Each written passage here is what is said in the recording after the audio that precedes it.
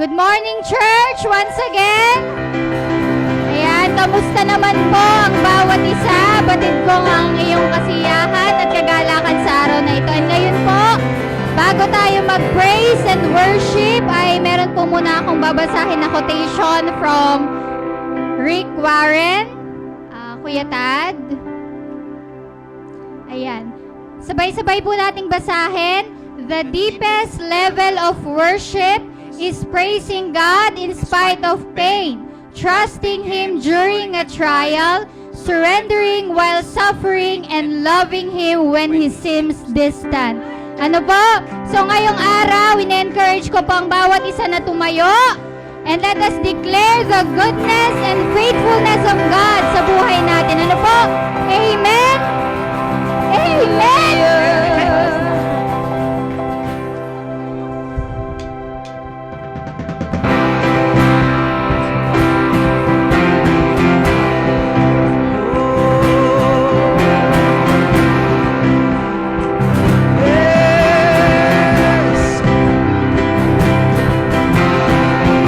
Before we start the worship, let's just pray.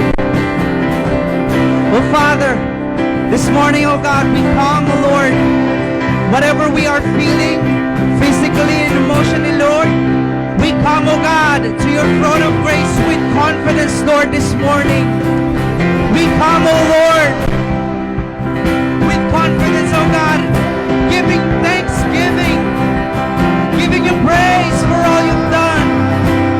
Lord, you are good, and your mercies endures forever. Oh, we're here to worship Jesus. Yeah.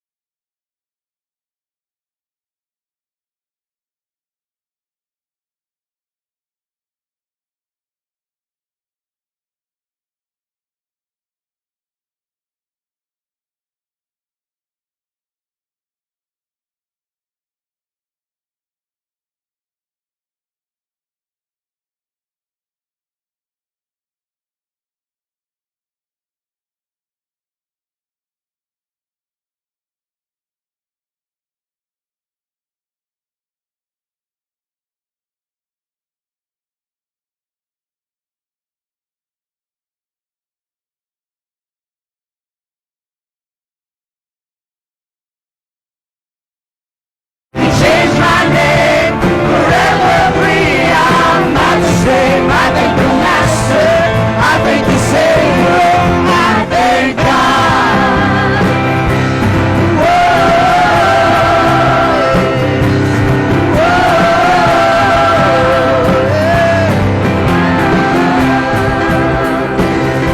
Let's sing. I lost another one. I am free. Sing. I am free. Come on, declare. I am free. And lost another one.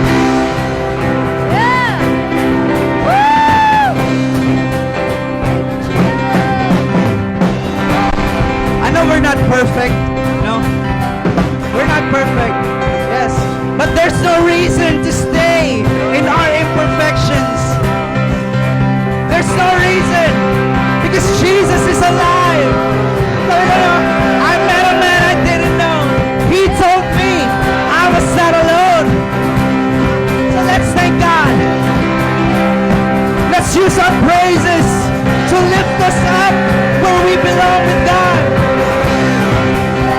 So here I say to you, get up, get up, get up. Get up out of that grave. Come on. Get up, get up, get up. Yeah.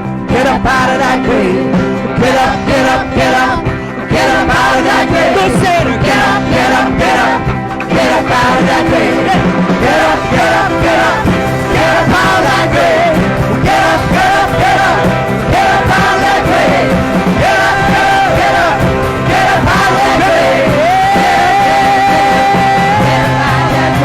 She picked me up, he turned me around, he placed my feet on solid ground. I thank the Master, I thank the Savior, because he healed my heart, he changed my name, forever free. I'm not the same. I thank the Master, I thank the Savior, I thank God. Whoa, whoa.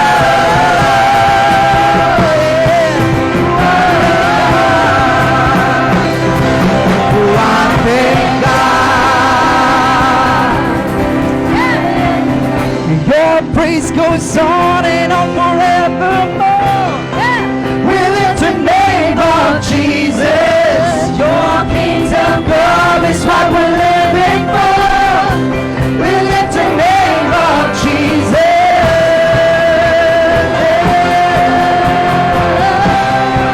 We lift the name of Jesus.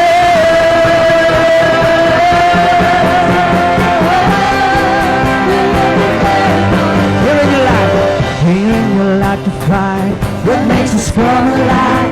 A sacrifice of praise. A sacrifice of praise. And city honor him. Surrender to your will. Your glory on display. Your glory on display. Awesome in this place. Jesus, you were awesome in this place. Worthy to be praised. Jesus, you are worthy to be praised. You will be praised. You will be praised. You will be praised. You will be praised. With out your force and grace, consuming every space. It's like uncontainable. Yeah. It's coming like a flood. Our hearts are filling up.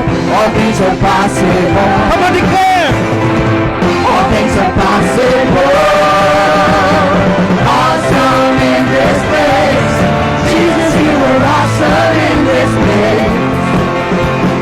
Worthy to be praised. Jesus, you are worthy to be praised. Awesome. Awesome in this place. Jesus, you are awesome in this place. Worthy to be praised. Jesus, you are worthy to be praised. You will be praised. You will be praised. You will be praised. You will be praised. Your praise goes on and on forevermore.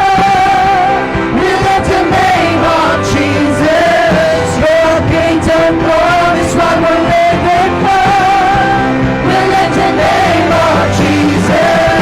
Your praise goes on and on forevermore. We lift the name of Jesus. Your kingdom come is what we're living for. We lift the name of Jesus.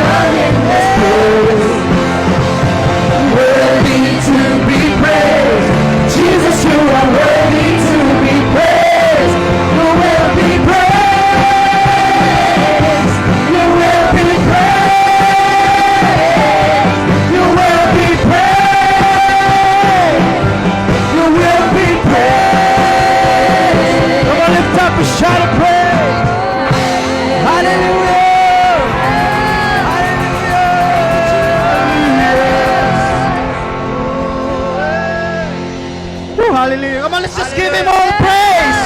Woo! Jesus, we praise you, God. Hallelujah. Hallelujah. Hallelujah.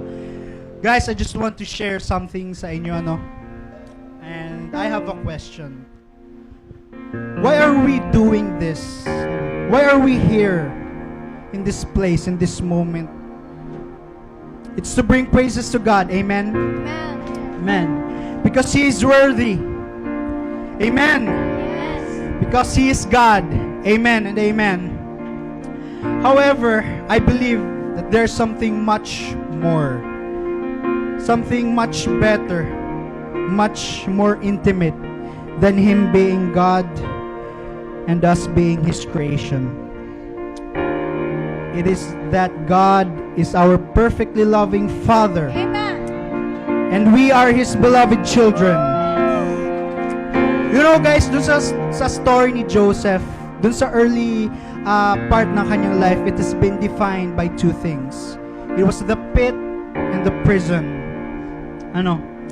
And just like how a father goes to the rescue whenever his child gets hurt, God the Father also goes to our rescue whenever we get hurt. Amen. And I believe na yung mga napagdaanan ni Joseph, the pit in the prison, listen to me, the pit in the prison, I like to call it the Joseph moment. It was the moment Joseph when was in his lowest. And I believe that all of us here have gone through or are still going through that Joseph moment in their lives. And some of you may have been through the pit or are still in the pit. Others may be in the prison in their personal lives.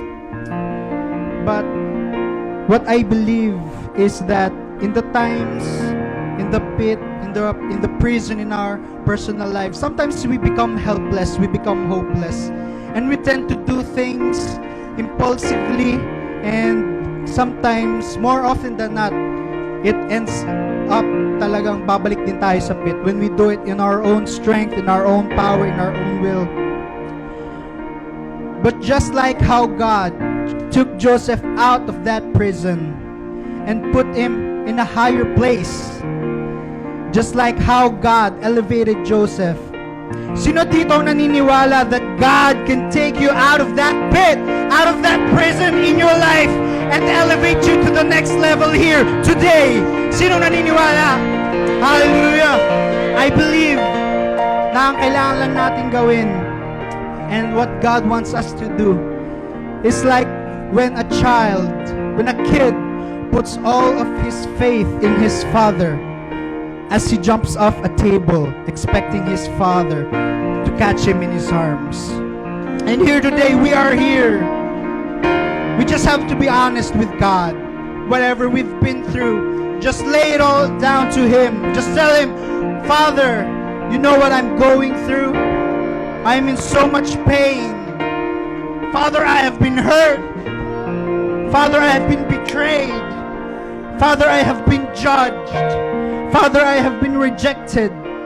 Father, I have been abused. Father, I have been abandoned. Father, I lost a loved one. Father, I have issues with my marriage, with my finances. Father, I have a disease. Father, I'm suffering from an addiction. Father, I have messed up my life so bad, and I don't know what to do. There's nothing else I can do but to cast it all on the one who paid it all. Just to cast it all to you, God. Father, I trust in you, for your ways are perfect. And all I need now is your abounding grace, for your grace is sufficient for me. Hallelujah. So as we sing this song, let us be singing this as a declaration of love to the Father. For He is worthy. He is worthy of it all. Hallelujah.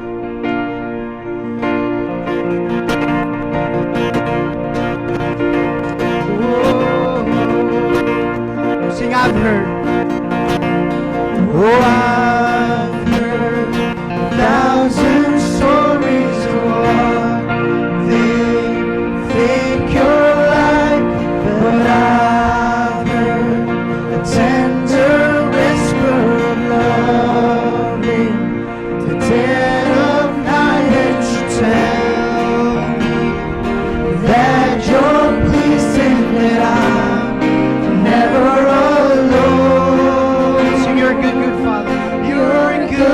good Father. It's who you are. It's who you are. It's who you are. And I'm loved by you. It's who I am. It's who I am. It's who I am. And I've seen, oh, I've seen many searching for answers, far and wide, but I know we're all searching for answers. Only you provide us and know just what we need before we say a word. You're a good, good Father. It's who you are.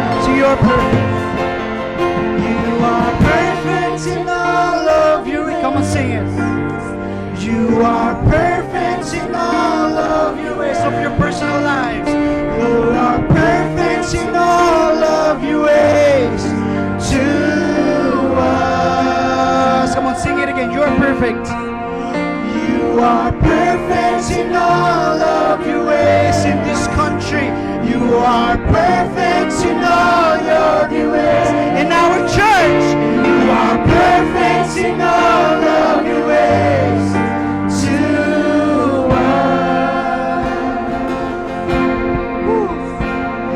And oh, how He loves us so. Oh, how He loves us. How He loves us so. Come on, sing it. How He loves us. Oh, and oh, how He loves us so. Oh, how He loves us. How He loves us so. Sing, oh, how He loves us so. Oh, how He loves us so. Oh, how He loves us. How He loves us so. Yeah, He loves us. Oh, how He loves us. Oh, how He loves us. Oh, how He loves. How He loves. He loves us. Oh, how He loves us. Oh, how He loves us. Oh, how He loves. We are His portion, and we are His portion, and He is our prize. Drawn to redemption by the grace in His eyes. With grace is an ocean we're all sinking. So heaven meets earth like an unforeseen kiss, and my heart turns smiling inside of my church. And I don't have time to take these regrets when I think about the way He loves us. Oh, how He loves us. Oh, how He loves us. Oh, how He loves. Come on, sing it again. How He loves. Oh, He loves us. Oh, how He loves us. Oh, how He loves us. Oh, how He loves. See, we are His portion. And we are His portion, and He is our prize. Drawn to redemption by grace in His eyes. With grace is an ocean we're all sinking. So heaven meets earth like an unforeseen kiss, and my heart turns violently inside of my chest. I don't have time to take this regret when I think about the way how He loves us. Oh, how He loves us. Oh, how He loves us. Oh, how He loves. Come on, lift up your voices. How He loves us. Oh, how He loves. His love is like an ocean, and we're all sinking. Woo. Jesus, we love You. And now let's give it back to Him. Let's say, we love You. Oh, how we love You, Jesus. Oh, how we love. Come on, express your love to your Father. We love You, God. We love You, God. Woo. Sing it one more time. We love You.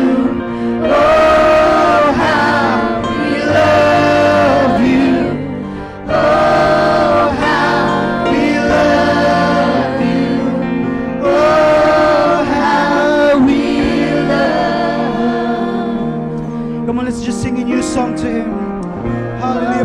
your hearts to your Father. Jesus. Hallelujah. Come on, let's worship Him in spirit and in truth. Oh, da, da, da, da. Jesus, we praise you. For your love is like a flood. Flood us with your mercy, with your grace, with your love and your favor, Jesus. Woo! For what you've done on the cross, God. And now we're here, and now we're standing. We praise you, God. We praise you for your redeemed us, God. Hallelujah. We just want to thank you, God. Hallelujah. Thank you, Jesus. Thank you, God. Your grace and your love is the only things that are sustaining us, Panginoon. No matter what we've been through, God. No height nor depth, no sin can ever separate us from the love of God, which is in Christ Jesus our Lord. The God who put His life on the line for our sake, so that we are here, we are free to worship God. So give Him all the praise. Give Him all the praise. Give Him all the worship. Give Him all the blessing. We praise you, Jesus. We praise you, God, for you are worthy. You are worthy of it all. You deserve all the praise we can bring. Hallelujah. Thank you. We are your children, and we're grateful for what you've done on the cross. God, so we thank you, God. We open up our hearts to you, and we are expecting, God, for your move, for you to minister in our hearts, in our lives today. So we thank you. We give you all the praise and all the glory. This we pray in Jesus' name. Amen and amen. Hallelujah! Hallelujah! Why don't we give God our best clap offering? Once again, people.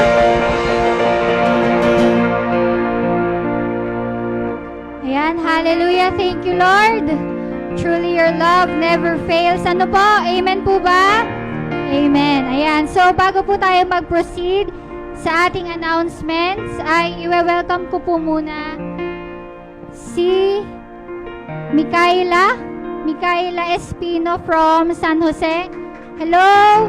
And Randolph Ramirez from Majuben. Hello po. Good morning. Wait lang po.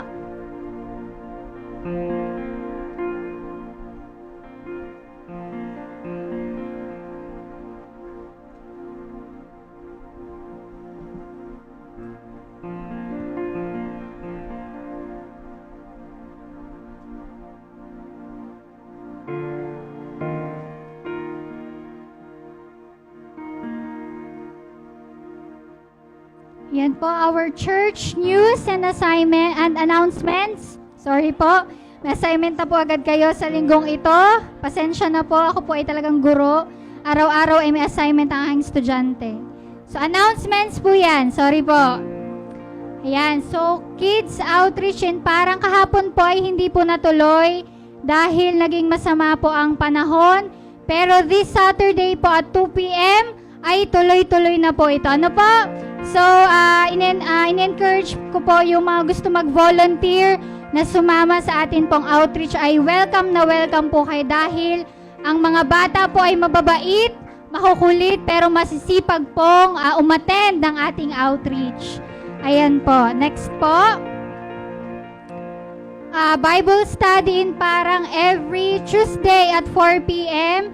Pinangungunahan po ito ni Kuya John. So, palakpakan po natin si Kuya John. Sa Parang din ba to? Kuya John? Ayan, sa Parang din po. Ayan, nakalagay naman pala.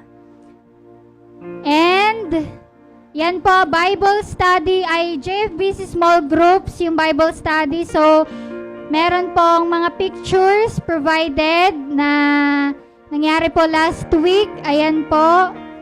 Yan, mga nagagandahan at mga nagagwapuhan. Siguro po busog na busog. Kahit snacks. Pero busog na busog po sa panalangin at salita ng Diyos. Yun po ang mahalaga. And ayan po, pinangunahan ko po, yours truly, ni Ate Bev, ni Ate Ina, ni Kuya John, and ni Kuya L.A. So palakpakan po natin ang bawat isa.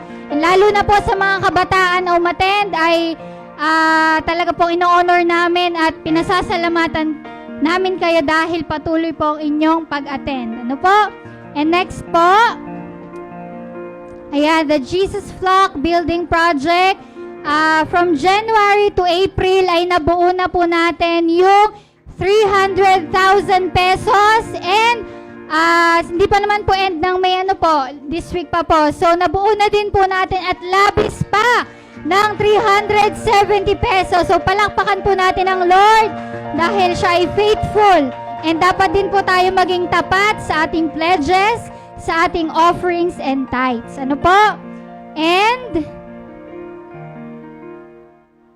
ang atin pong prayer meeting every Friday at 5 p.m. Nung Friday daw po ay nagpakain na sina Ate Bev at si Daddy June. Hindi po ako nakapunta pero alam ko po sa inyong mga mukha ng mga umatan na busog po. Ano po? Siguro po masarap. Ayan po. And marami po tayong i-congratulate this morning si Janet. Okay, with honors. Ano pa ba? Hindi ko mabasa. Pero Janet, congratulations. Graduate po siya ng Jesus Flock Academy. So talagang hasang-hasa. Ano po? And sino pa ba? Si Ate Bianca Argenos from Gardner School of Multiple Intelligence. Honor card. Ayan, Bronze Award. Congratulations, Bianca. Asan ka ba? Ayan, ang aking teammate. Si Janet, teammate ko din. Magagaling talaga. Ayan. Mayabang kami. Ayan! Congratulations! Kay Ron Job Argenos, sorry po, for successfully completing your thesis and passing your course. Ayan! Mami Malu, ako po ay nananawagan ng inyong pa-blowout sa buong church. Ano po? Nananawagan na po ako.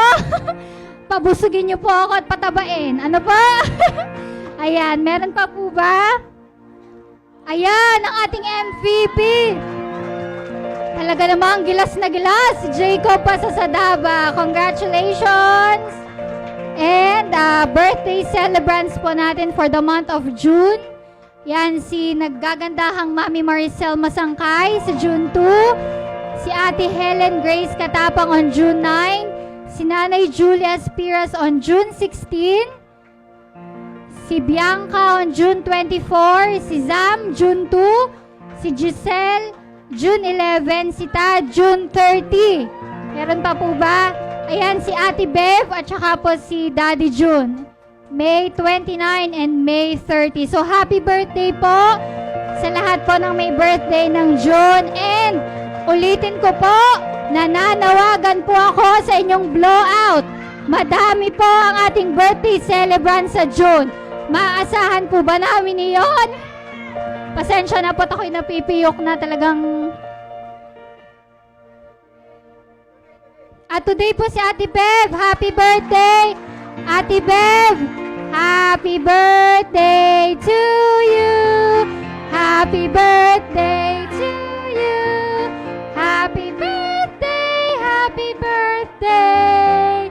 Happy birthday to you! Okay. Thank you po.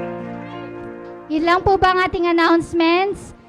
Yun lang po. So, tatawagin ko naman po ang isa din pong graduate ng Jesus Flock Academy for her Bible reading, Akia Sofia Amis. Good morning, JFBC. I am Akira, a graduate of Jesus Flock Academy. This morning, I want to share to you this verse. Therefore, my dear brothers and sisters, stand firm. Let nothing move you. Always give yourselves fully to the work of the Lord, because you know that your labor in the Lord is not in vain. 1 Corinthians 15 verse 58. I am inviting each one to stand as our dance team will lead us in our tithes and offering.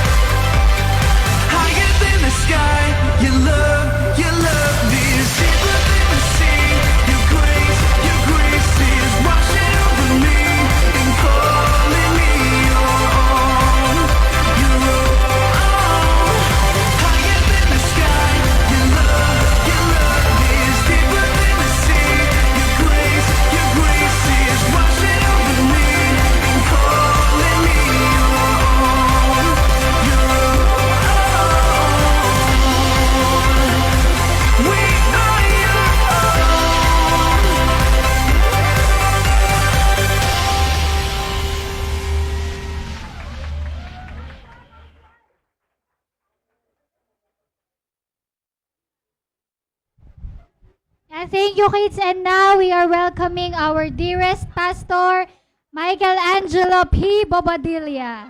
Buong buo.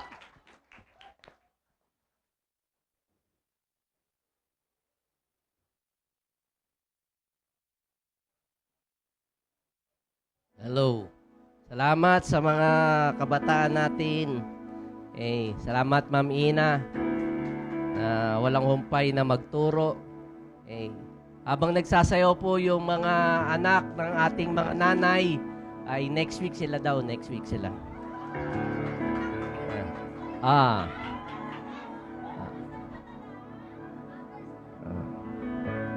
Next week sila. Pero 2025.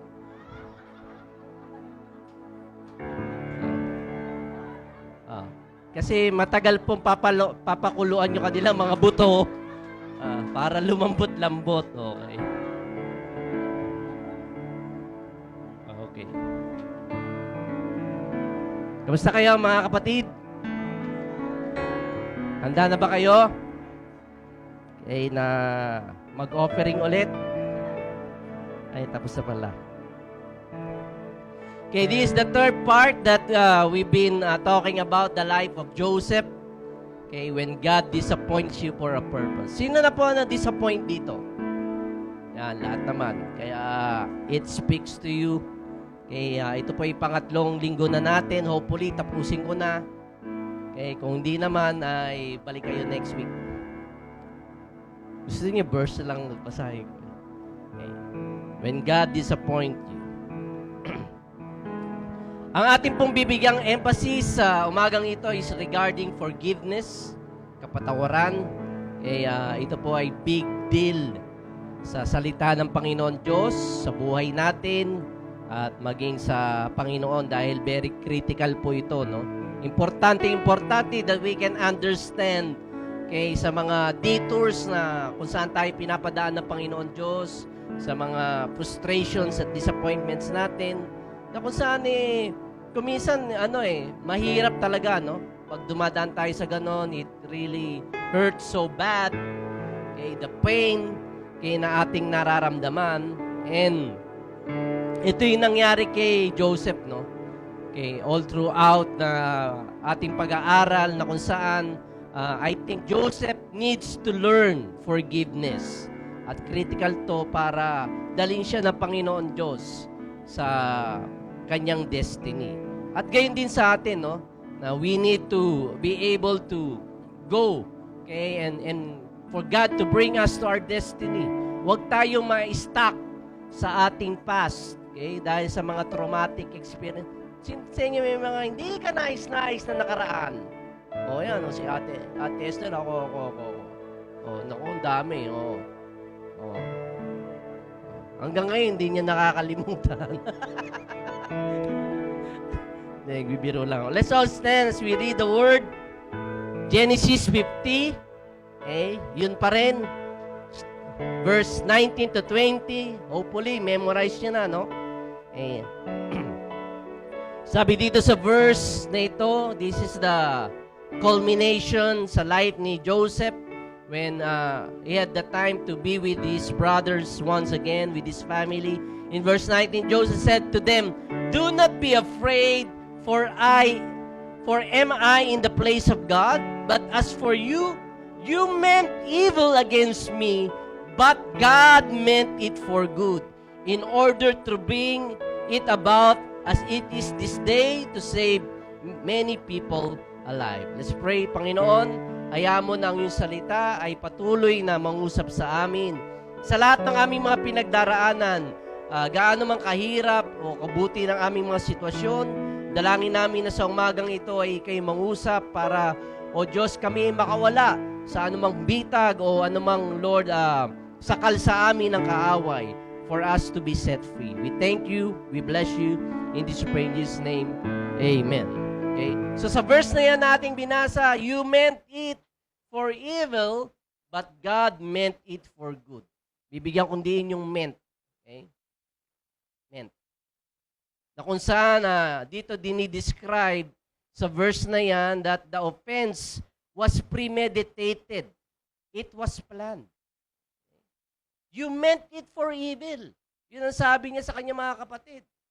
Okay? Ibig sabihin, pinagplanuhan nyo talaga. Hindi spontaneous na nangyari yun. You planned it out. Okay? Na ito ay maganap sa akin, hindi ito nangyari lamang. Okay? And so I believe the mess that people plan against you is also the mess that God is going to use to bring you to your destiny. You meant it. Sino sa inyo may mga kaaway? Noon. Hindi ngayon, sino sa inyo may maaring din nyo kaaway pero galit sa inyo? O meron, di ba? Okay. Lalo na sa social media. Okay? Pag nag-post ka na against. Tama ba? Okay. So, people meant it for evil. Okay. May mga ginagawa sila na hindi ka nais-nais sa inyong buhay. Pero yung mga hindi ka nais-nais na yon, ay siya din gagamitin ng Panginoon Diyos to bring you to your destiny. So you want to go to your destiny?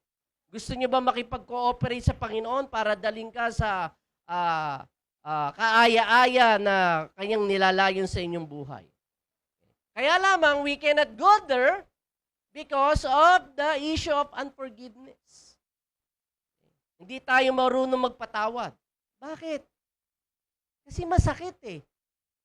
Masakit yung ginawa sa iyo. Di po ba?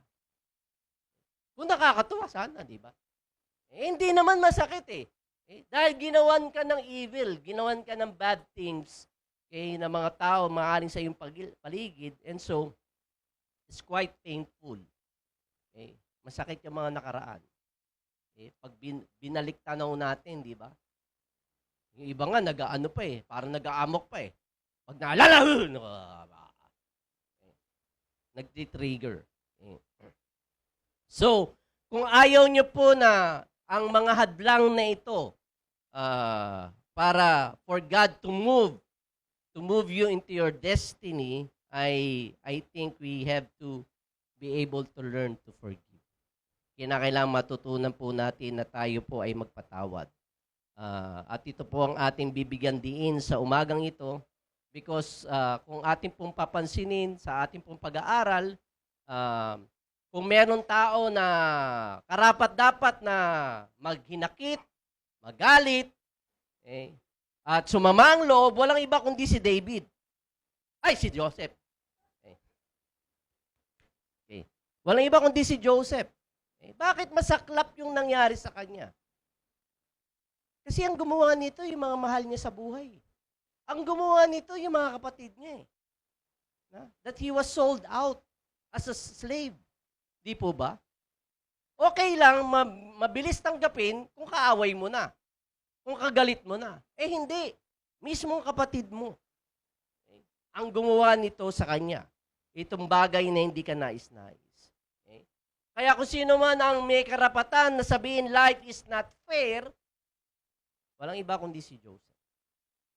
Sa dami ng kanyang pinagdaanan, he was sold as slave, he became slave in a foreign land, wala yung tatay niya sa piling niya, naging alipin siya doon, at nung siya ay nagpakasipag sa pagkakaalipin, inakusahan pa siya ng rapist.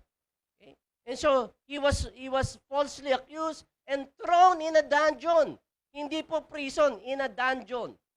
Pag sinabi mong dungeon, yun yung pinaka-deep, pinakamalalim na lugar ng prison cell during that time.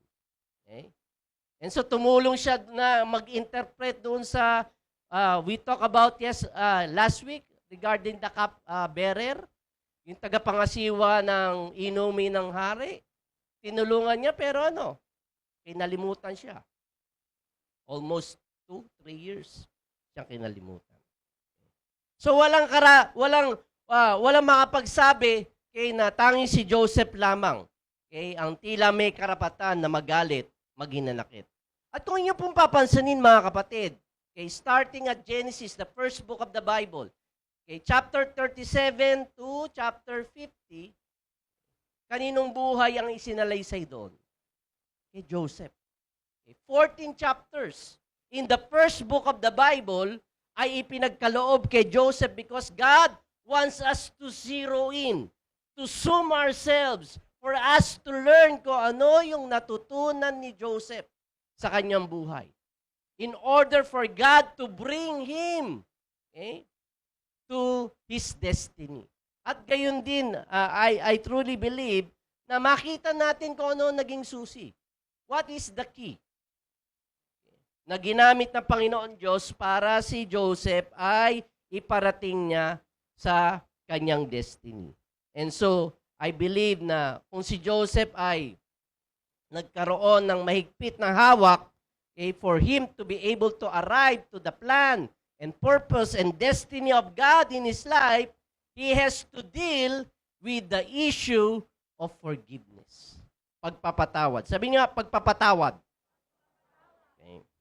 Kaya kung bibigyan po natin pansin, kaya in Genesis chapter 50, verses 15 to 17, sinasabi ng Bible scholars, after 22 years, naghintay si Joseph, 22 years. He was 17 nung magsimula sa chapter 37 yung kanyang buhay. He was 17 when he was able to receive a promise, a dream from God. And he waited for 22 years. So mga 40 years old na siya. 39 at this time. Tama ba? Kung tama ang aking math. In Genesis 50 verse 15 to 17, babasahin ko po sa inyo, when Joseph's brothers saw that their father was dead, they said, perhaps Joseph will hate us and may actually repay us for all the evil which he did to him. So they sent messengers to Joseph saying, before your father died, he commanded saying, thus you shall say to Joseph, I beg you, please forgive the trespass of your brothers and their sin, for they did evil to you. Now please forgive the trespass of the servants of the God of your father. And Joseph wept when they spoke to him. So ito yung pagtatagpo ni Joseph at ng mga kapatid niya na mga luko-luko na lumapastangan sa kanya. Ito yung unang pagkakataon. After siya ay itapon sa balong malalim, na wala siyang ligtas, kundi dahil naiangat na lamang siya ng mga Ishmaelite traders na siya ay binenta. This is the time he is going to meet the people who offended him. Na talagang masakit na masakit. Pag masakit, ano ang nangyayari? Ano ang emosyon na lumalabas? Naiiyak ka. Diba naiiyak ka? Masakit naiiyak ka. Diba? Isang batang sanggol pag nadapa. Tumatawa pa ba? Naiiyak si Joseph dahil masakit. Because he has to face the issue of forgiveness. So many of us, brothers and sisters, are hindered from our destiny. We are stuck. We are held hostage because our souls cannot forgive. May issue tayo na ang forgiveness regarding our past, regarding the people that hurt us or offended us. Ito ang tila na nagbabound sa atin, nag-hostage sa atin. Sa ating mga nakaraan, sa ating mga traumatic childhood experience. Tama po ba? Maaring ikaw may abusive parents. It's a very powerful time of worship, no? When we release our love to the Lord, to our Father, and the Father starts to minister His love to us.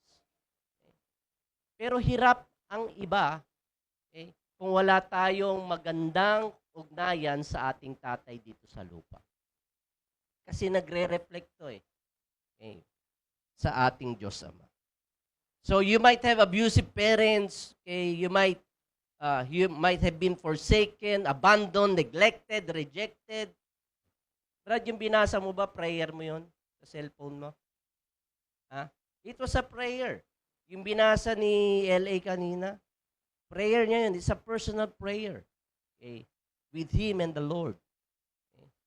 Kaya pag ikaw ay dumaraan sa samot-saring pagsubok, nakaka-compose ka ng magandang panalangin.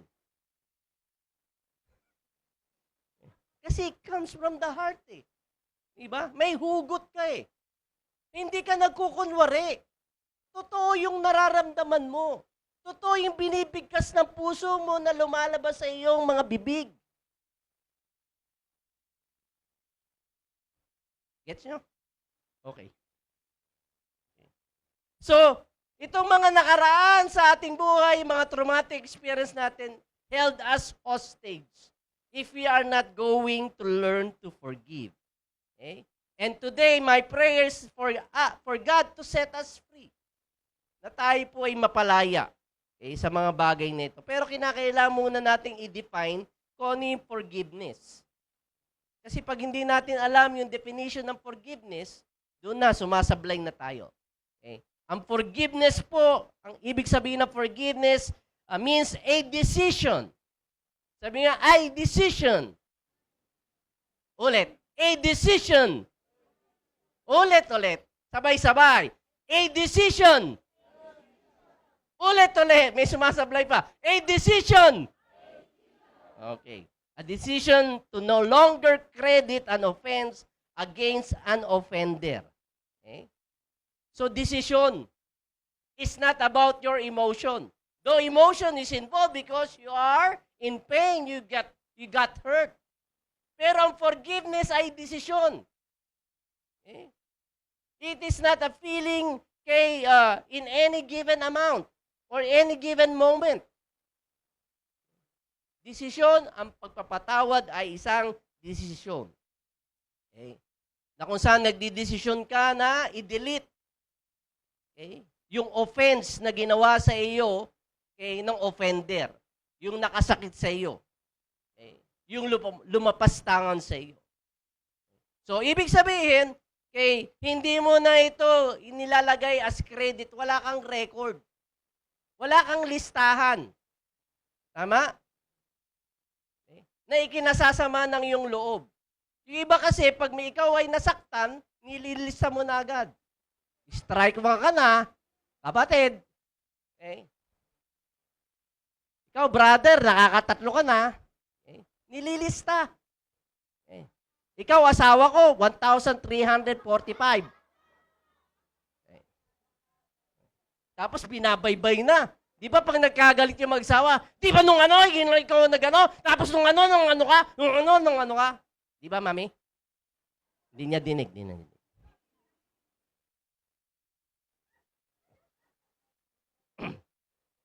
So, it's a choice to delete the offense. Okay? So, paano mo malalaman na ikaw ay nagpatawad na? Diba? Isang magaling tanong. Paano ko nga? Yung totoo na nagpatawad na ako. Okay? This is the qualifying measure whether you have truly forgiven the offense and the offender.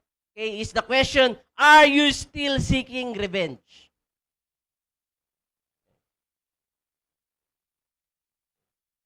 Gusto mong gumanti. May araw ka din sa akin.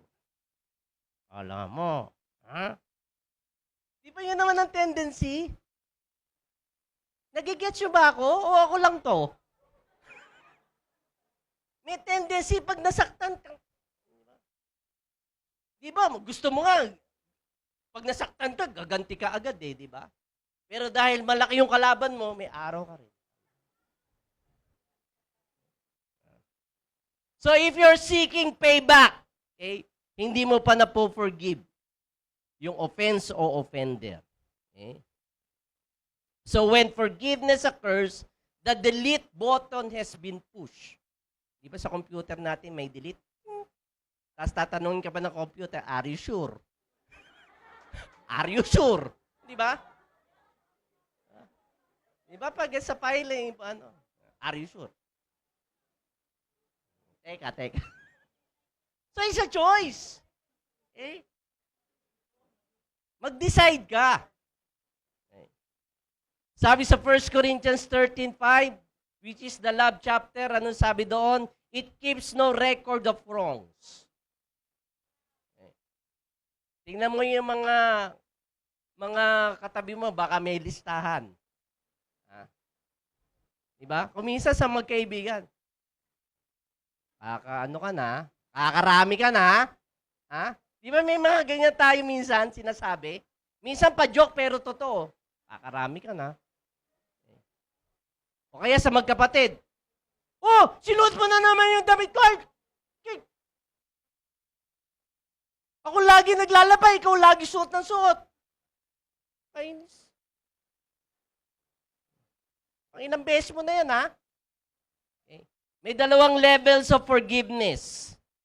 Pagpapatawad. Yung isa po ay tinatawag na unilateral. Okay. Ang ibig po sabihin ng unilateral ay when you forgive the person that never asked for forgiveness, nor requested, nor repented with what they did to you. Ibig sabihin, pinapatawad mo na kahit hindi sila nag-request, hindi sila humingi ng kapatawaran, o hindi sila nagsisisi sa kanilang ginawang kasamaan sa iyo. Apa! Diba? Minsan tataas kilay natin. Pwede ba yun? Hindi nga humingi ng sorry eh.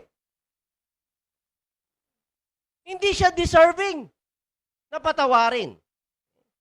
So ito pong unilateral, ibig sabihin, okay, it doesn't involve, okay, the offender, it just involves your own. Ikaw mismo.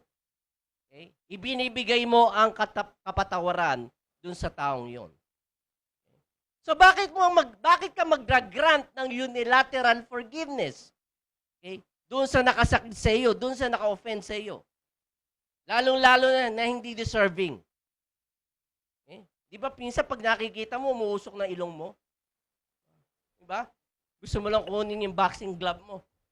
Ano? Ha? Ano? Di ba? Yun ang pakilasa mo eh. Okay? Kaya lang, you need to forgive. Unilateral, kahit hindi niya hinihingi, ay iyong patawarin. Why? The reason so you can keep going on to the destiny that God has for you. Na-stuck ka eh, sa past mo eh. Okay? Hostage ka. In bondage ka doon. Hindi ka makarating doon sa nilalayo ng Panginoon Diyos sa iyo dahil nga mayroong issue na unforgiveness. Maski sa church. Diba? Sino dito may kinainisan? Oh.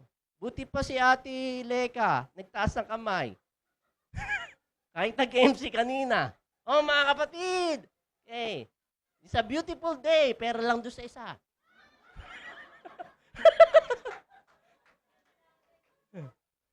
Hindi naman niya sinabi. Mamaya usap tayo ha. I-marites mo sa akin kung sino. May ganun talaga. Kaya lang you have to unilaterally forgive. Para hindi ka ma-stuck, hindi ka ma-held hostage. O maaaring ang reason, napakaliit lang naman ng ginawang pagkakamali. Dahil sa sobrang liit, hindi mo na maalala. So, why should you bring it up? Diba? Not unless na nagpatong-patong na. Diba? Yung malili, patong-patong na. Nagkabundok na. Ay, kaya, kabundok na yung atraso mo sa akin. Pero sobrang liit, bakit mo pa, why the need to bring it up? So, just release forgiveness. O maaaring the reason, yung naka-offend sa'yo, patay na. Tapos galit na galit ka pa rin.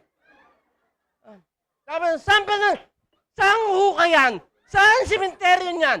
Ha? Inukay mo pa. Alam mo, ha? Ha?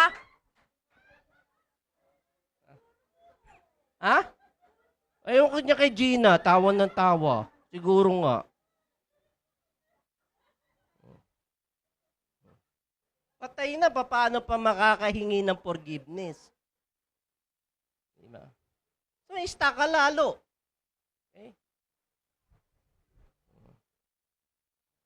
Or maybe that person disappear. Oh, nawala. Ay, bula.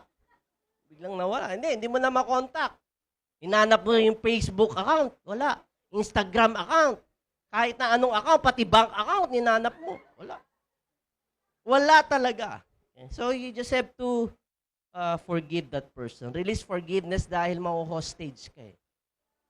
Marami sa atin, hindi natin ma-reach yung destiny ng Lord. Oh, masaklap yung nangyari sa iyo. Pero inalaw ng Lord eh. O magpapaista ka na lang doon sa issue na unforgiveness. Kaya hindi tayo makausad eh. Kaya ang tanong nyo, biblical ba yan, pastor? Okay. Tingnan natin. Gusto niya, tingnan natin. Huwag na.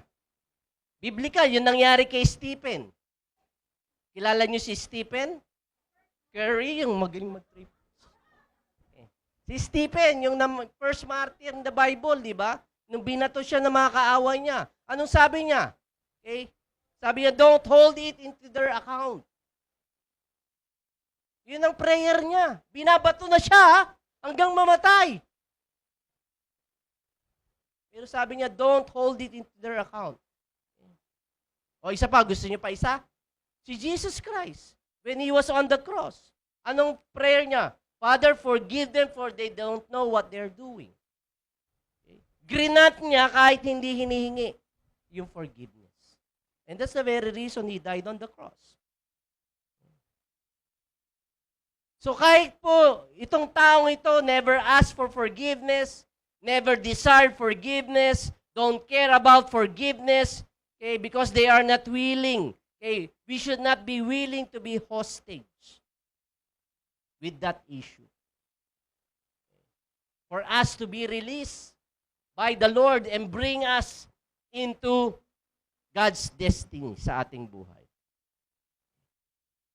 So you need to act. You need to decide. Right? You need to forgive. You need to release in order for you to be able to go to God's destiny sa ating buhay.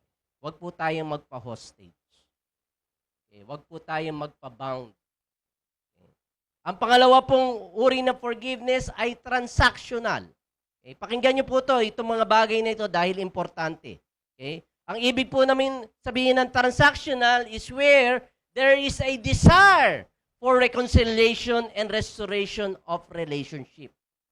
Ibig sabihin yung offender, napagtanto niya na may pagkakamali siya sa iyo. Kaya siya ay lalapit sa iyo. Makikipag-transaction, hihingi ng kapatawaran. Dahil ang goal doon is to reconcile and restore the relationship. So yung offender is willing to confess, willing to repent in order to restore what was broken. At dito yung story na kung saan may transactional forgiveness na hinihingi yung kanyang mga kapatid na si Joseph nung sila ay magtagpo. So, Joseph brothers wanted to forgive. Okay? Pero, kung babasahin, Joseph never take their word for it. Nung humingi sila ng forgiveness, nung mag-sorry sila, it's okay. Hindi ganon. Kaplastikan yun. Pag may tao na talagang nakasakit sa iyo, sorry okay lang. Mamatay ka na.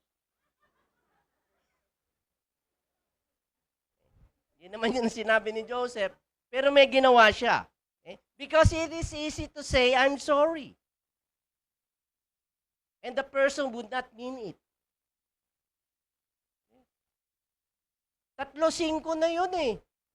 I am sorry. Even si GMA, sinabi yun. Pero hindi naman minimin. O maaaring sinabi nila, I'm sorry, dahil napilitan lang. Wala talagang totoo. Hindi tunay. So anong ginawa ni Joseph? Basahin natin sa Genesis 42 verse 15 to 16. Nung mag-confess yung kanyang mga kapatid. Itong ginawa niya. Okay? So sana matutunan din natin. Verse 15, and this is how you will be tested. Sabi ni Joseph. Susubukan muna po kayo. Kung totoo na kayo ay nagsusorry sa akin. As surely as Pharaoh lives, you will not leave this place unless your youngest brother comes here. Send one of your number to get your brother. The rest of you will be kept in prison so that your words may be tested to see if you are telling the truth. If you are not, then as surely as Pharaoh lives, you are spies. So may testing na ginawa si Joseph para malaman niya na yung mga lupapastangan niyang mga kapatid ay tunay na nagsosorry. Tapos sa chapter 43, hindi ko nababasahin dahil napakahaba, okay, nilagay naman ni Joseph yung kanyang cup doon sa bag nung kanilang pinakabunsong kapatid na si Benjamin. Okay? At sila ay pinauwi na. Na kung saan pinahabol ni Joseph. Di ba? Sa kanyang mga sundalo na nawawala yung kanyang cup. At nung makita nga, na ito ay nasa bag ni Benjamin, nagulat silang lahat. It's a test eh. Kasi, kumbaga kay Joseph, if Joseph brother, yung kanyang mga kuya, will protect Benjamin, all will just throw him away. Naunawaan ninyo? Katulad ng ginawa sa kanya. Kung babaliwalain nila na yung kanilang kapatid at kanila itatakwil. At nung makita ng mga sundalo na yung cup ni Joseph ay nasa bag ni Benjamin, kung sasabihin ng kanyang mga kuya, ay, kasalanan niya yan. Nasa bag niya eh. Siya ang kumuha niyan. Kung itatatwa nila. Okay. So that's another test. Dahil may kinakailangan po ng tinatawag na fruit of repentance. Sabi nga, fruit of repentance. Fruit of repentance is something you see, something you touch, something you hear. And not just saying, I'm sorry. Saying, I'm sorry is the confession. Repentance is a change of action. May pagbabago ng kilos. Okay. So listen here, brothers and sisters. Repentance with God and one another, yung pagsisisi mo sa Diyos at sa bawat isa, people that you offended, opens up the door to some level of restoring a relationship. Kaya gumaganda ang ugnayan. Hindi nagpaplastikan. Walang kumbaga sa ere na something na kinakailangan i-clarify So in chapter 45, makikita natin dito yung steps to validate your own forgiveness. Basahin natin yung ginawa ni Joseph. Genesis 45 verse 1 and 2. Then Joseph could no longer control himself before all his attendants, and he cried out, "Have everyone leave my presence." Ito yung panahon na sila ay kausap-usap, katagpo-tagpo. So there was no one with Joseph when he made himself known to his brothers, and he wept so loudly that the Egyptian heard him, and Pharaoh's household heard about it. So ang unang step na kinakailangan mong gawin is don't bring other people in who has nothing to do with the sin. Okay. So ibig sabihin, pag mayroong na-offend ka dun sa isang tao, anong usually ginagawa natin? Nagmamarites sa'yo.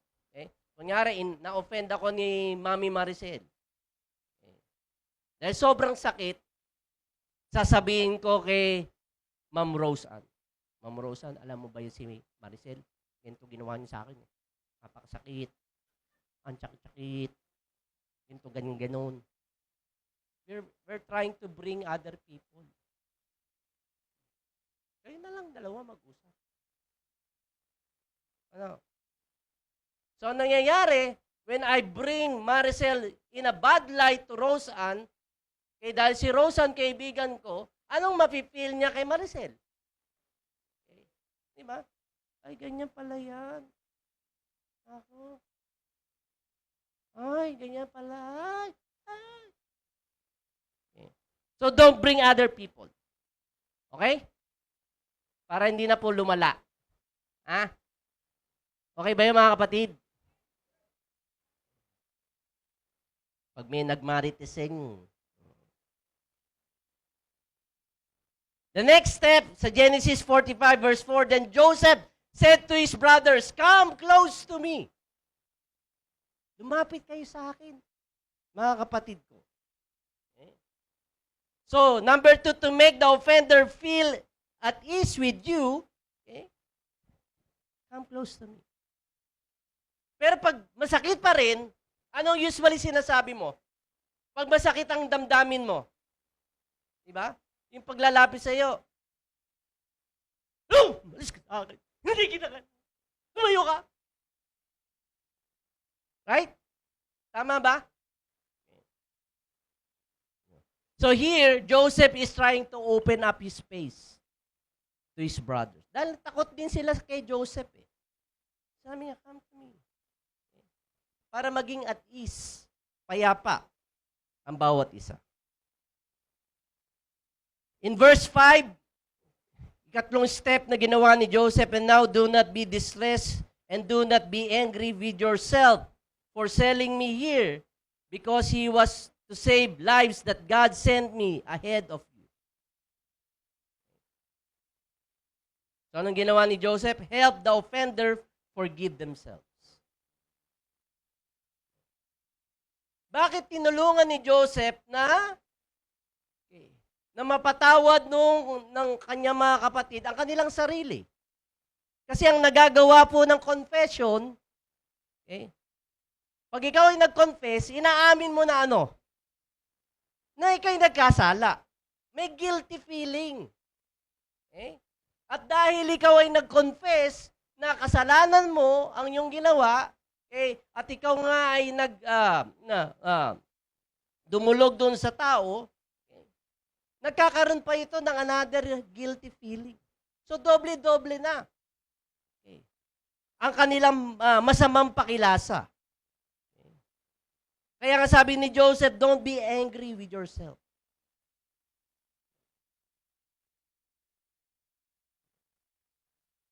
So, he let his brother forgive themselves.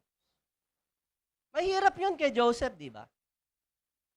Ini-ignore ba ni Joseph yung nagawa? Hindi, sinabi niya eh. Kaya sabi niya, ano sabi niya? Don't be angry with yourselves for selling me here. You sold me here. Kayong gumawa nito eh.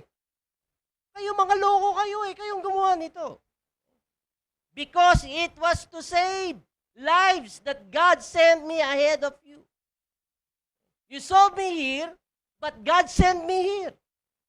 You meant evil, but God meant it for good. Yun ang view ni Joseph. Joseph had a right view of God. And so my question to you, do you have a right view of God? Yung ating pinag-aralan last week, yung providence. Do you know what providence is? That God is sovereign, He's in control. That whatever happened to you, no matter you might be able to see, napaka-insignificant o napakasakit ng mga nagawa sa iyo, significant pa rin sa Panginoon Diyos yun. May purpose siya sa lahat.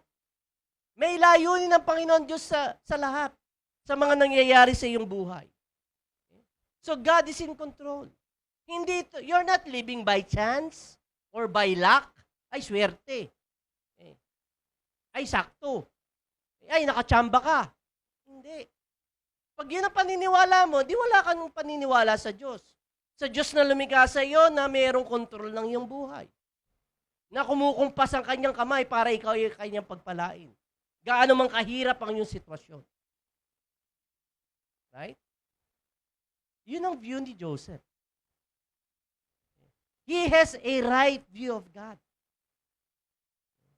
So my question to you, do you have a right view of God? In the moments of your trial, in the moments of your struggle, in the moments of your difficulty? Yung mga pinagdaanan ba ni Joseph ay mabilis lang? Hindi, it was so painful.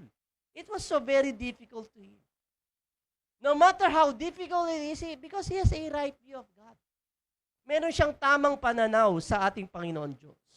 Hindi niya ini-ignore. Sinabi niya, you sold me here, but God sent me here. You meant it for evil, but God meant it for good.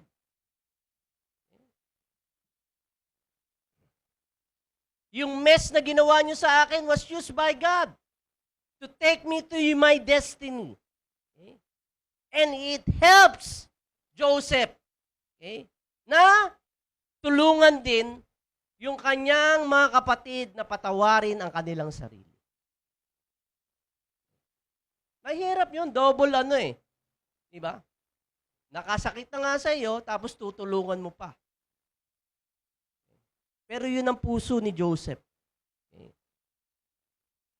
So God used the wrong to promote Joseph. Okay. The way God wanted it to be. Okay. So if you have a wrong view of God, you're going to seek your own vengeance. Gaganti at gaganti ka. Pag wala kang pananaw sa Diyos. Kung wala kang pananaw na ang Diyos ay may control ng iyong buhay. That He is enthroned.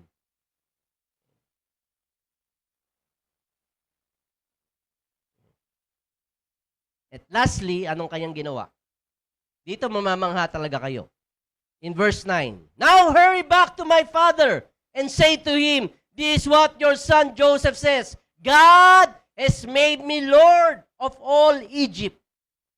Okay? Come down to me. Don't delay. Naunawaan niyo yung verse na yon? Okay? So sinabihan niya yung kanyang mga utol, okay, puntahan niyo na ang ating ama. Okay? At sabihin ninyo, okay, na gumayos ang aking buhay dito sa land of Egypt. Ano ibig sabihin nun? Hindi niyo magets? Okay?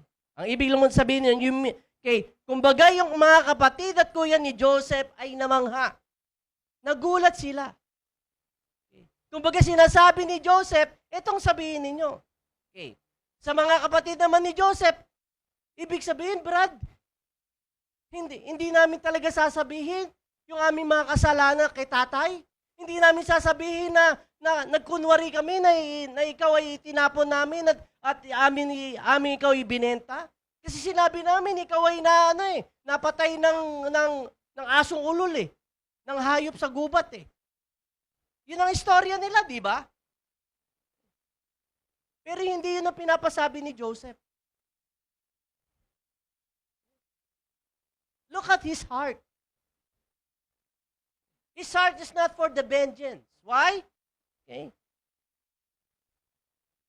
What Joseph did was to protect them from the very one that is going to be most hurt by it. Pag nalaman ng tatay yung katotohanan, napakasakit. Ang tagal, 22 years na wala sa piling niya si Joseph. Dahil lamang sa kalokohan din ng kanyang mga anak. Yung mga sarili niyang anak ang trumaydor sa kanya at trumaydor kay Joseph. Mahirap lunukin para sa isang ama. Okay? The father is going to be most hurt. And that's the beauty of transactional forgiveness. Yun ang kagandahan ng lahat ng ito. So my question, are you holding on for vengeance or for payback? Kung meron kang ganon sa iyong puso, okay, na gusto mong gumanti, God will stay out of it. And you're blocking Him to take care of it. Hindi makikialam sa ang Panginoon Diyos sa iyo kung ang puso mo is you want payback. You want vengeance. Inalaw ni Joseph ang Panginoon Diyos na gumawa ng paraan niya. Masakit, mahirap, pero inalaw ni Joseph ang Panginoon. Kaya bilang hamon po mga kapatid, okay, Joseph was forgiving. If you love people, people's going to hurt you. If you open up to people, people's going to hurt you. No matter what. Masasaktan ka, ma-offend at ma-offend ka. Joseph was forgiving. It doesn't mean that he ignored what was done to him. Kaya ang sabi nga niya, you sold me here. I'm not ignoring that, what you did for me, but God is up to something for me.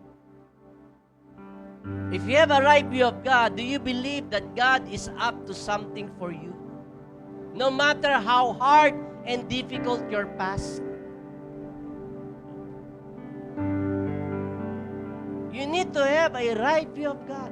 Tamang pananaw sa Diyos. Tamang pagkilala sa Kanya. That He is in control. Na kaya niyang ikumpas ang Kanyang makapangyarihang kamay to change your situation.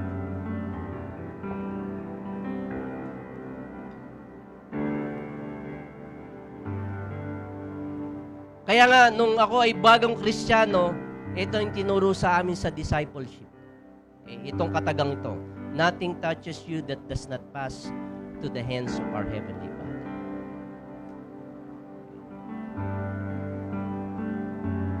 Itong praise na to. Nothing touches you which that does pass to the hands of our Heavenly Father. Lahat po ay sinasala ng Panginoon Diyos sa Kanyang mapagpalang kamay. Ano man ang nangyayari, gaano man kasakit, gaano man ka-difficult it is, it passes through the hands of our Heavenly Father. You need to have that kind of view to your Father, to your God. Okay. Dahil we know, okay, that there are so much pain of yesterday, malalalim na sugat, okay, in our past. At kadalasan, it always affects everything. It affects our entire life, right? Affects our marriage, relationships, our career, and even our health. Dahil ng mga traumatic experiences natin. Okay. So, anong nakatulong kay Joseph? As he releases that forgiveness to his brothers. Okay. Ano nagsustain kay Joseph? We can read in Genesis 41, verse 50 to 52. Ang sabi dito, before the years of famine came, 2 sons were born to Joseph by Asenath, daughter of Potiphera, priest of On. Joseph named his firstborn Manasseh and said, "It is because God has made me forget all my trouble and all my father's household." Nireject siya ng pamilya niya, pero sa pagkakataong ito, binigyan siya ng kanyang pamilya ng Panginoon. At ang unang anak ay pinangalanan niyang Manasseh. Okay? Nang sinabi niya, "It is because God has made me forget all my trouble and all my father's household."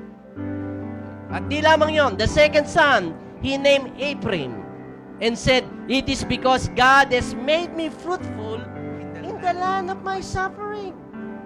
Where I am right now. He made me fruitful. Okay? God set him up for forgiveness by giving him another family. By giving him a new family. Baby number 1, Manasseh, God made me forget my troubles. We need some Manasseh in our lives. A daily reminder to overcome our pain. May Manasseh ba kayo sa inyong buhay? To remind that you can overcome the pain of your past. The second son, baby number 2, Ephraim. God has made me fruitful in the land of my suffering, in the land of my affliction. He is blessing me where I am right now. Bakit ganito? Bakit ganito ang sinabi ni Joseph? Kasi kadalasan, mga kapatid, if you're going to be stuck on our past, we can see the goodness of God right now. Kung anong ginagawa ng Diyos now. Why? You cannot see that because your mind is on your past. You cannot forgive those people that hurt you or offended you. Doon ka nakatingin. Doon ka nakafocus. Hindi mo makalimutan ang iyong nakaraan. Yun ang lagi mong naaalala, araw-gabi, maging matutulog ka hanggang sa pagbangon mo sa umaga. Yun at yun, doon ka nakatutok. And you never able to see the goodness of what God is doing for you now. And that's why we need both Manasseh and Ephraim in our lives. Kinakailangan po natin ang dalawang ito sa ating buhay. There are bad things happen to us in the past, right? Amen? There are bad things, difficult things, hard things, traumatic things happened to us in our yesterday. Yet God provides for me today. You need to declare, God has been providing for me today. God has been blessing me today. God has been taking care of me today. Even I have a bad yesterday, I can see the goodness of God now. You need to forget your past. And you need to see the goodness of God right now, today. Ay kung laging doon lang kayo nakatutok, ay you're going to be stuck. At hindi kayo marunong magpatawad. Because forgiveness crosses you over to the supernatural. Let me repeat that. Forgiveness crosses you over to the supernatural. Ilagay natin sa negative connotation. Unforgiveness blocks you from the supernatural. Ang di pagpapatawad, nagiging hadlang. Kaya to close, there are two sides of the story. Two sides of our story. Anong istorya mo? The need to forgive. Ano pa isa? The need to be forgiven. You need to be forgive and you need to be forgiven because we are not perfect. Right? Every day we can offend somebody else. And that's why we need to forgive and we need to be forgiven. Always remember that. Forgiveness is a beautiful word when you need it. Yeah? Pag alam mo may kasalanan ka, alam mo may atraso ka, masarap pakinggan ang pagpapatawad, ang kapatawaran ng iba. But it's an ugly word when you have to give it. Diba? The two sides of the coin. Forgiveness is a beautiful word when you need it. But it is an ugly word if you are going to give it. Ay, kasi nandun yung feelings natin, nandun yung emotions natin eh. Kasama eh, nasaktan ka eh. Kaya nga forgiveness is all about decision. It's not about your emotion.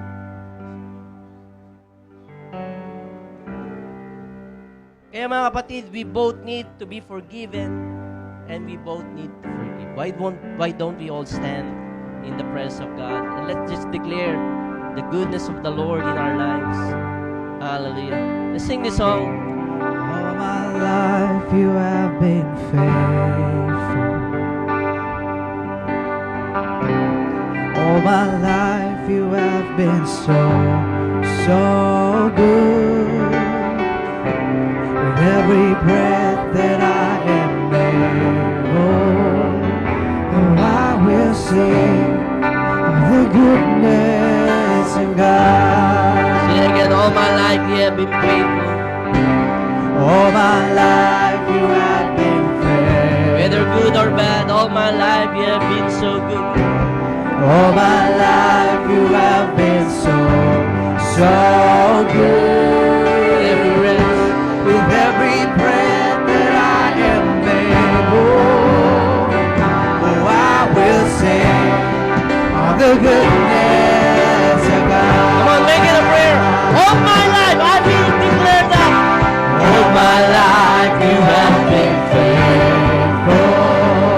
All my life, Lord. All my life you have been so good. With every breath. Every breath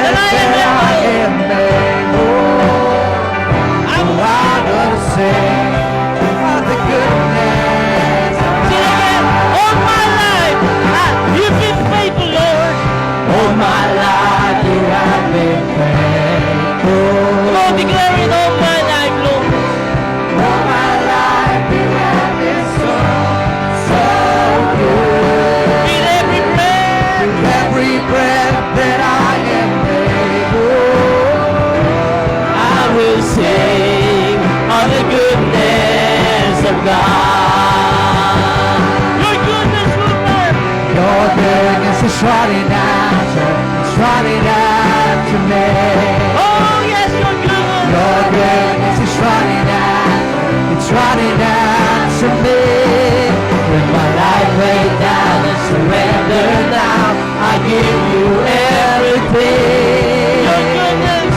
Your goodness is running, it keeps running after Let your goodness overtake us.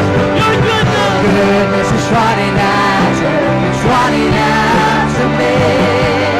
Your goodness. Your goodness is running after, it's running after me. With my life laid down, I surrender now. I give you everything.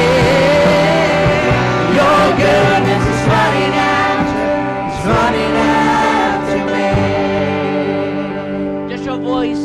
All my life, sing to the Lord. All my life, you Lift up your have been voice. faithful. Sing to the Lord our God. All my life, you have been so good to me. All my life you have been so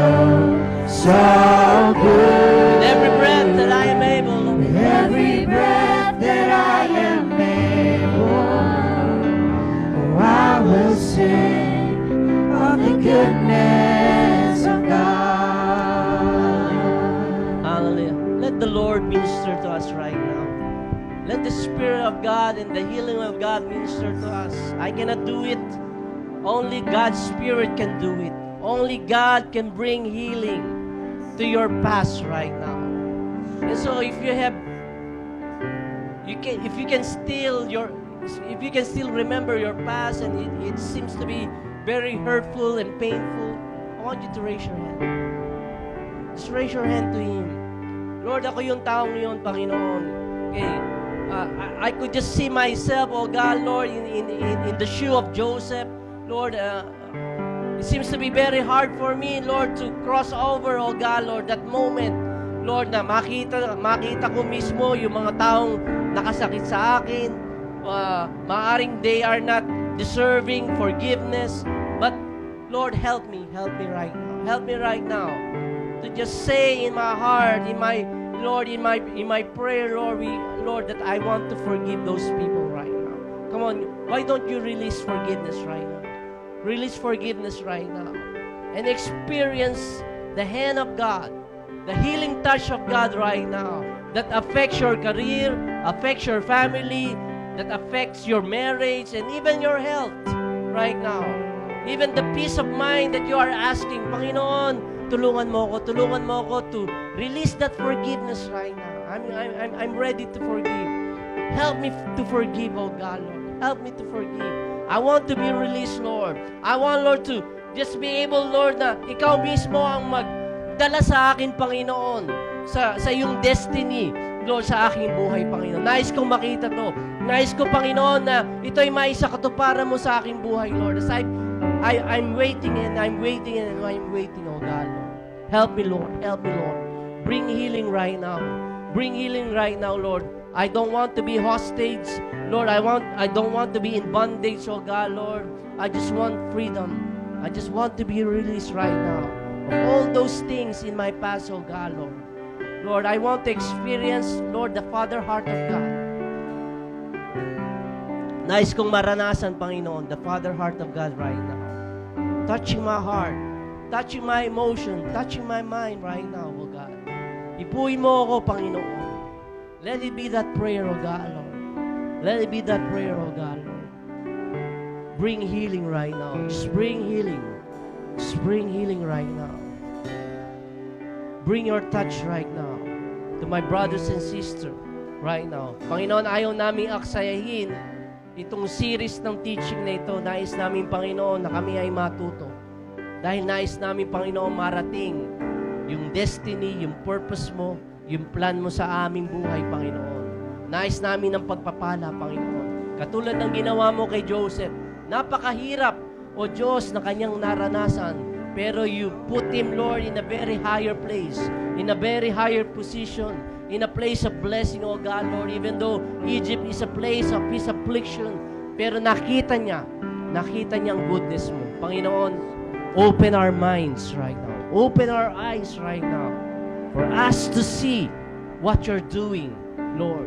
That you're doing, Lord, the very best, Lord, sa aming mga buhay. All my life, you have been faithful.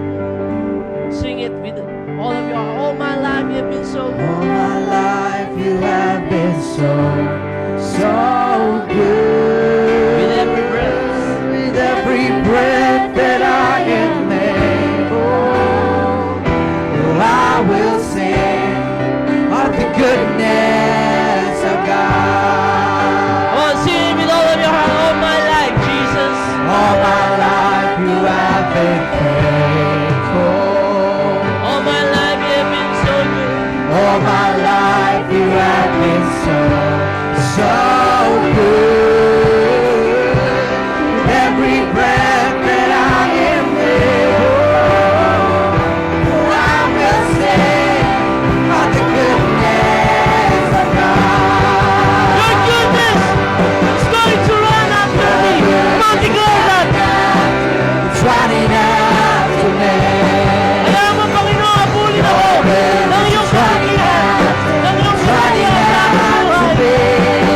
With my life laid down, I surrender now. I gave you everything. Your goodness, Jesus. Your goodness is running after, it's running after. For that I love your goodness. Your goodness is running after, it's running after me. Your goodness is running after, it's running after me. With my life laid down and surrender now, I give you everything. Your goodness is running after, it's running after me. Hallelujah. Thank you, Jesus. Palapakan natin ang Panginoon. Hallelujah. Okay. I do believe, okay, listen here. I do believe that there is going to be promotions. Okay? There's going to be promotions. If genuine ang repentance mo, if genuine ang iyong pag-release ng forgiveness regarding your past, regarding the people that offended you, there's going to be promotion. When Joseph released that forgiveness, okay, when he had a right view of God, okay, God promoted him. Okay, he was second in command in the land of Egypt. The same thing. Naroon ang promotion ng Panginoon Diyos, naroon ang kanyang increase, naroon ang kanyang pagpapala na inyong makakamtan. Okay? Just wait.